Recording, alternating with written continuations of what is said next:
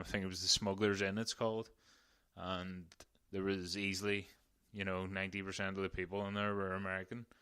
So it's good to see, even when the weather is as grim as it gets at this time of year. It's great to see that, tourism still picking up, and I know it's probably a bit of a novelty to people from the US coming over here and coming to small pubs and everything, but it's fantastic to see.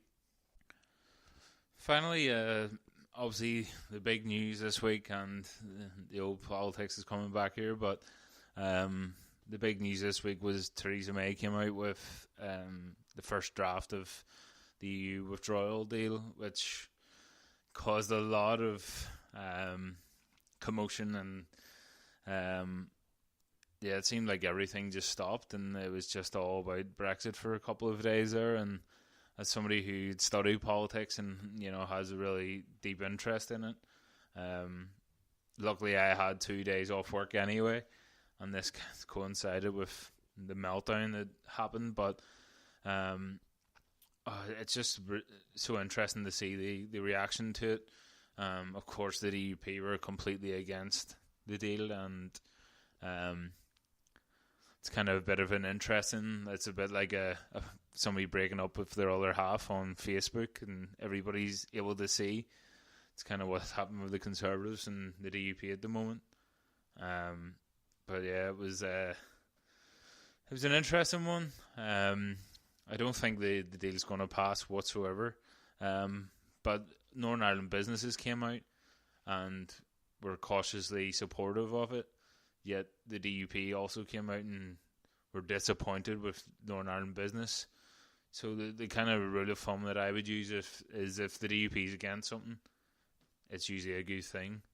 You should support it, because if Northern Ireland businesses are welcoming a deal of this nature, and if the Scottish Prime Minister, Nicola Sturgeon, was even coming out and saying that the deal was unfair because it gave Northern Ireland an advantage in the UK, yet we had the DUP coming out and saying that no, it was a bad deal and everything. I don't think it'll pass, because the Labour Party don't even support it.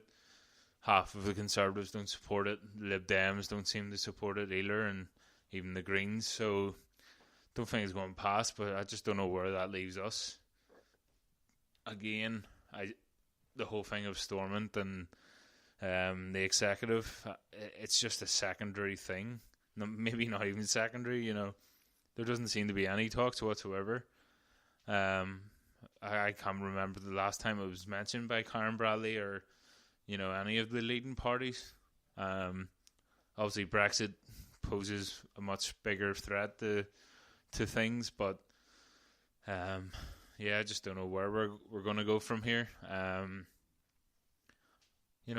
If a deal like that was put forward had it passed, and there hasn't been a vote on it yet, but there is a way that Northern Ireland could be like the best of both worlds. It could be a really attractive, lucrative place for businesses to come to, because we kind of have one foot in the UK and one foot in the EU, but I just don't think that's going to happen, unfortunately.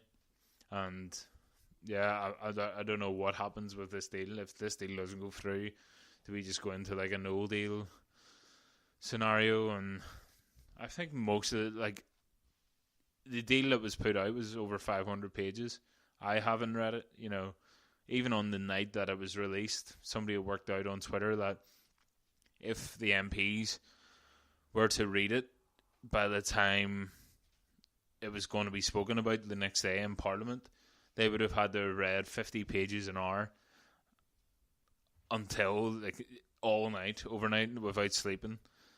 And I guarantee the majority of the MPs didn't do that. I'm sure they got one of their interns or one of their workers to go through everything. But I just think this is the thing with Brexit. We didn't get enough time for the campaigns, to actually put the facts out there and say, this is what will happen if we leave the EU. This is the best we can do.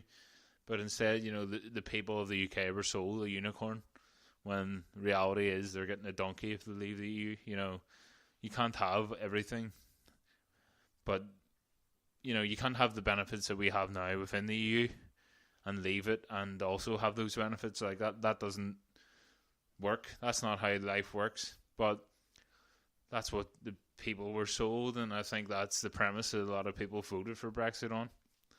And yeah, just so many things like Theresa May and other Conservatives coming out and saying, the people of the UK voted against the European Court of Justice having remit in the UK. I guarantee you 99% of people that voted for Brexit haven't a clue or couldn't care less about the European Court of Justice.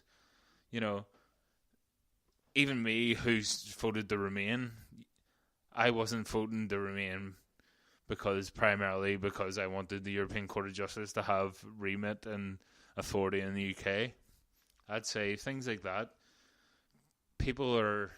Politicians are taking the Brexit vote and like molding it into something that they think people voted for, because they don't know what people voted for, because 90% of it was based on lies and falsehoods. People were being told that we were going to take back control and things like that, but it's turning out now, and I think a lot of people are having to double down on their beliefs on Brexit because they will look embarrassed and stupid if they come out and say it was a bad day or a bad idea after all. So yeah, I'm not sure what's going to happen. So apologies again for drifting into politics and ending on a bit of a grim, sour note, but it's kind of what I do best. It's kind of what Northern Ireland politics does to you. But yeah, thanks a lot for listening. It's a bit shorter than last week's, but still think it's a good listen for you. Continue to check us out on all the social media places, Facebook, Twitter. You can watch/listen to the episodes on YouTube. Yeah, all the usual places, and continue to send over ideas for interviews. I'm going to be sending out a few invitations this week, and hopefully we can get some in before Christmas time comes. But thanks a lot. Have a good week. See you.